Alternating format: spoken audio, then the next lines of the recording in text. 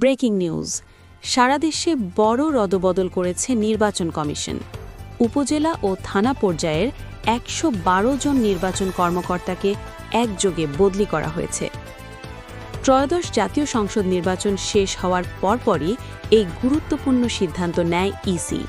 সোমবার ২৩শে ফেব্রুয়ারি জনবল ব্যবস্থাপনা শাখার সহকারী সচিব মোহাম্মদ শহীদুর রহমান স্বাক্ষরিত এক অফিস আদেশে বদলির নির্দেশ জারি করা হয়।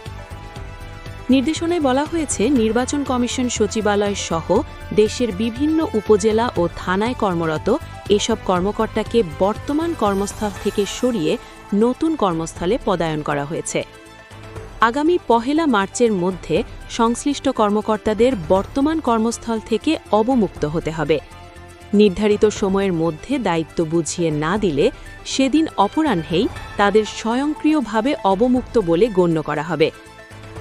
জনস্বার্থে জারি করা এই আদেশ অবিলম্বে কার্যকর হয়েছে। আরও আপডেট পেতে আমাদের সঙ্গেই থাকুন।